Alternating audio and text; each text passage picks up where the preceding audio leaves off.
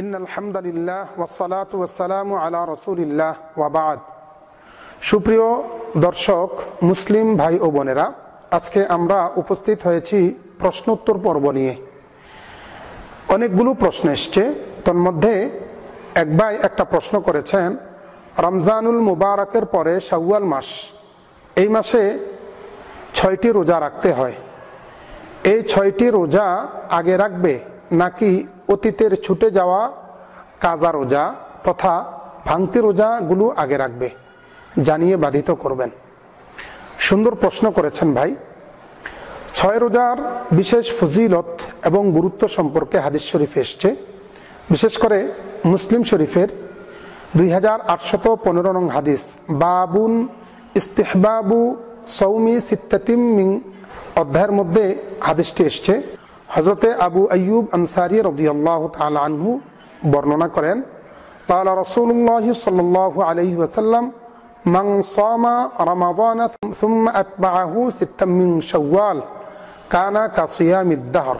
রাসূল আকরাম সাল্লাল্লাহু আলাইহি ওয়াসাল্লাম বলেছেন, কোন ব্যক্তি রমজানুল মুবারকে রোজা রেখেছে অতঃপর শাওয়ালের 6টি রোজা রেখেছে, সেই লোকটি যেন পুরো বছরই রোজা রেখেছে। এই হাদিস থেকে 6টি রোজার বিশেষ গুরুত্ব প্রকাশিত হয়।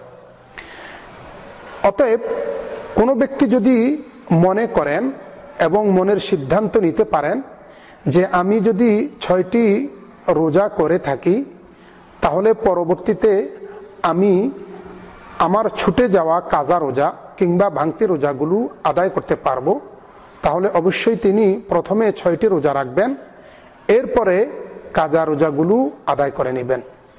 কিন্তু কোনো ব্যক্তি যদি মন স্থির না করতে পারেন কিংবা মনের দৃঢ়তা যদি মজবুত না হয় যে তিনি 6টি রোজা রাখার পরে কাজা রোজা রাখতে অক্ষম হয়ে যাবেন, তাহলে অবশ্যই তিনি আগে কাজা রোজাগুলো করবেন, এরপরে যদি সম্ভব হয় তাহলে তিনি 6টি রোজা রাখবেন। এই কথাগুলো ফতোয়া মাহমুদিয়ার 10 নম্বর খণ্ডের 39 নং পৃষ্ঠার কিতাবুস সাওম অধ্যায়ের মধ্যে উল্লেখ করা হয়েছে। আশা করি প্রশ্নের জবাব পেয়েছেন।